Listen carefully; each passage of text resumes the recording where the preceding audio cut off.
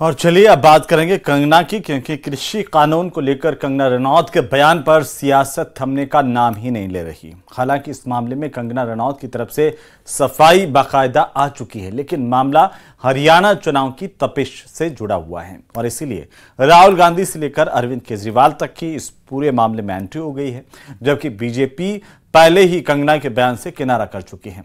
ये रिपोर्ट देखिए।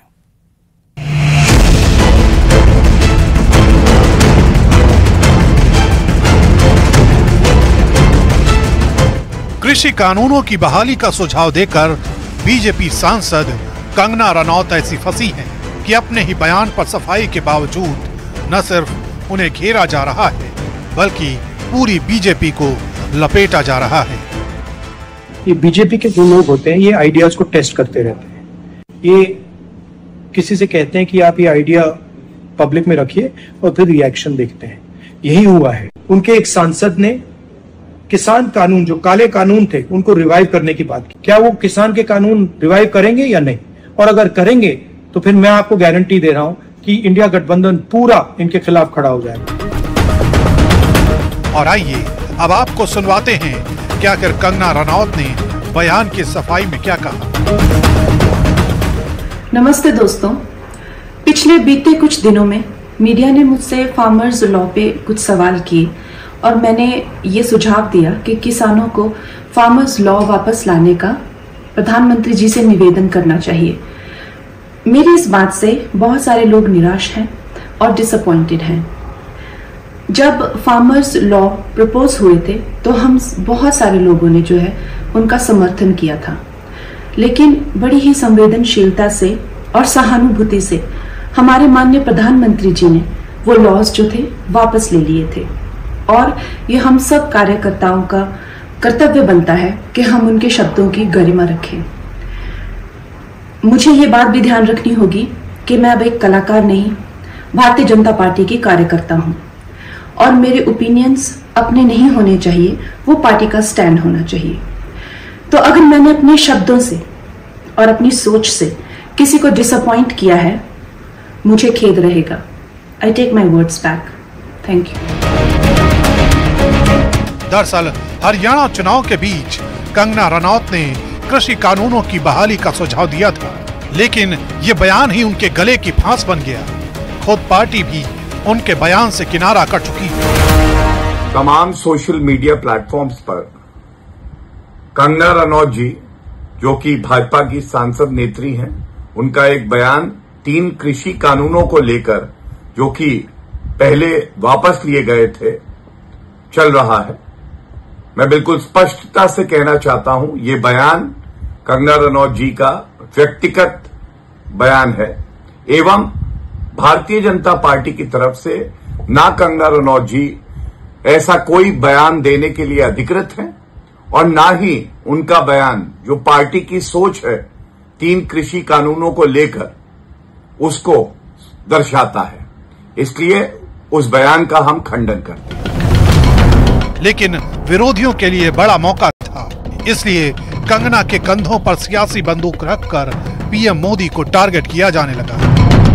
भारतीय जनता पार्टी की एक बहुत बड़ी और सीनियर नेता कंगना रनौत जी ने मांग करी है कि तीनों किसानों के कानून वापस लागू किए जाएं। कौन कौन चाहता है कानून आने चाहिए? नहीं आने चाहिए ना? नहीं आने चाहिए ना? लेकिन यह दिखाता है कि उनकी मंशा है कि तीनों कानून वापस आए। जैसा भी सुशील गुप्ता जी ने बताया, आज खट्टर साहब का बयान आया है कि शंभू बॉर्डर पे जो बैठे हैं वो किसान नहीं हैं, वो नकली हैं, वो फर्जी हैं। इस बार जब बटन दबाने जाओ, ऐसा बटन दबाना कि खट्टर साहब को लगे वो असली खट्टर नहीं है, नकली खट्टर है। कंगना रनौत का आज बयान आया है कि दोबारा से 3 कृषि कानून लागू करने का समय आ गया है। हरियाणा में बोले जीतते ही तीनों कानूनों को लागू करेंगे। कंगना रनौत का बयान है। मैं कंगना रनौत जी को कहना चाहता हूं, आज स्टेज के माध्यम से चुनौती से प्रेस वाले नोट करें, आप कह रहे हरियाणा का चुनाव जीतते ही तीनों कानून को लागू करेंगे। मैं कंगना रनौत जी को कहना चाहता हूं, हरियाणा में कांग्रेस पार्टी की सरकार बनेगी, बहुमत से हुड्डा साहब के नेतृत्व में सरकार बनेगी और उसके बाद देश में कोई ताकत नहीं जो 3 कानूनों को लागू करके दिखाएगा। चुनौती देते हैं हम यहाँ से। दरअसल कृषि कानूनों को लेकर बड़ा सियासी घमासान पहले ही हो चुका है। दबाव इतना बढ़ा था कि इस मुद्दे पर बीजेपी को बैकफुट पर आना पड़ा था। यही वजह है कि अब कंगना के बयान को हरियाणा चुनाव में बड़ा मुद्दा बनाया जा रहा है।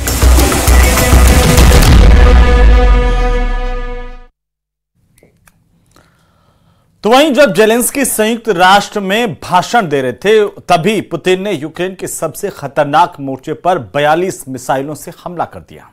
अब जेलेंस्की ने नाटो से ऐसी गुहार लगाई है जिसे सुनकर के बाइडेन ने कहा कि वे मजबूर हैं। रिपोर्ट देखिए।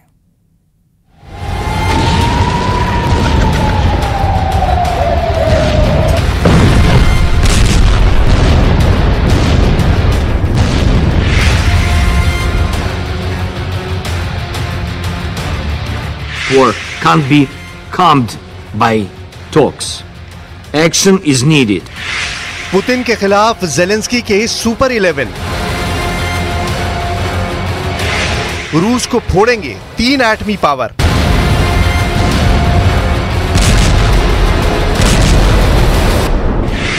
पुतिन पर होगा एक्शन, वर्ल्ड वॉर की टेंशन।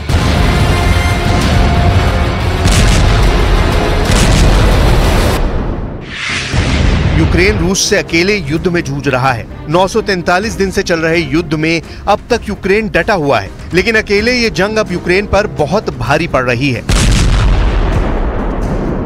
जेलेंस्की कभी भी पुतिन के आगे सरेंडर कर सकते हैं। ये बात प्रेसिडेंट जेलेंस्की ने लाउड एंड क्लियर अंदाज में कह दी है, जिसके मायने हैं या तो पूरा यूक्रेन पुतिन के कब्जे में होगा या फिर पश्चिमी देश और सुपर पावर अमेरिका युद्ध में यूक्रेन के साथ शामिल हों।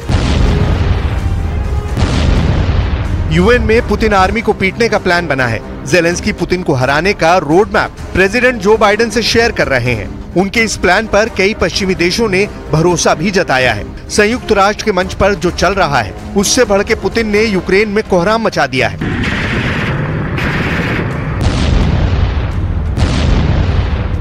जब यूएन में जेलेंस्की पुतिन के खिलाफ मोस्ट पावरफुल गुट बनाने की अपील कर रहे थे, तब रूस की सेनाएं डोनेस्क और खार्किव को दहला रही थी। प्रचंड मिसाइल अटैक से डोनेस्क में आधी रात से शुरू हुआ हाहाकार बुधवार की सुबह तक चलता रहा। पुतिन आर्मी ने बैटल ग्राउंड में बढ़त बनानी फिर से शुरू कर दी है। यूक्रेन के वुलेदार में रूस का झंडा कई जगह लहराने लगा है। पश्चिमी डोनेस्क के ओबाल्ट में भी रूस यूक्रेन पर हावी हो चुका है। डोनेस्क में मार खा रहे जेलेंस्की के सोल्जर्स ने कुर्स्क में भीषण पलटवार शुरू किया है। यूक्रेन ने टोरेत्स्क और वोवचांस्क फ्रंट पर भी रूस को दहलाया है। बुधवार 25 सितंबर की सुबह रूस ने यूक्रेन में S-300 से मिसाइल दागी है।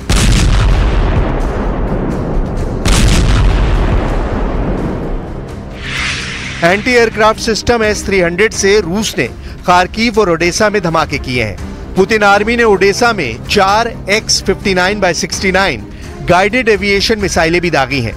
रूस के फाइटर ड्रोन स्ट्राइक को नाकाम करते हुए यूक्रेन ने 28 ड्रोन मार गिराए हैं। ज़ापोरिजिया में रूस की गोलाबारी में यूक्रेन के एक नागरिक की मौत हो गई और 7 से ज्यादा लोग जख्मी हैं। ज़ापोरिजिया अटैक के बाद की ये भयानक तस्वीरें हैं, जहां पूरी इमारत को रूस ने एयर स्ट्राइक में जमींदोज कर दिया। हवाई हमले के बाद भीषण गोलाबारी हुई, जिससे पूरा इलाका थर्राता रहा। गोलीबारी रोकने के बाद यहां राहत बचाव शुरू हुआ, जहां मलबे से दबे एक आदमी का शव अब तक निकाला जा सका है। रूसी रक्षा मंत्रालय ने हमले का ये वीडियो जारी कर जेलेंस्की की बयानबाजी का जवाब भी दिया है। रूस की एयर स्ट्राइक के वीडियो में दावा किया गया है कि 100 मोर्चे पर यूक्रेन आर्मी की जमकर पिटाई की गई है। यूक्रेन में घुसकर हमला कर रहा रूस अपने इलाके कुर्स्क पर भी कब्जा करने के करीब है, जहां रूस की सेना यूक्रेन के तोपखाने, बख्तरबंद गाड़ियों और हथियार डिपो को लगातार निशाना बना रही है।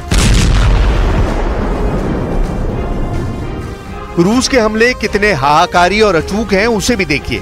रूस एयर स्ट्राइक में जंगलों में छिपे यूक्रेन के रॉकेट लॉन्चर व्हीकल को एक बार में तहस नहस कर दे रहा है।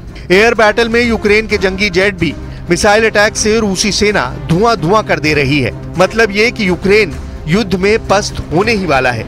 जेलेंस्की यही बात संयुक्त राष्ट्र सुरक्षा परिषद में दबी जुबान से महाशक्तियों को समझाने में जुटे हैं। साथ में जेलेंस्की प्रेसिडेंट बाइडेन को वो विक्ट्री प्लान भी पेश करेंगे जिसे अब तक सीक्रेट रखा गया है। जेलेंस्की का वॉर विक्ट्री प्लान क्या हो सकता है, इस पर क्रेमलिन में भी कयास लगाए जा रहे हैं। रूसी मीडिया में तरह तरह के दावे भी किए जा रहे हैं। इसे आपको बताएं उससे पहले जेलेंस्की का क्रोध देखिए। पुतिन के खिलाफ वो किस तरह की मोर्चेबंदी करने की अपील कर रहे हैं उसे समझिए।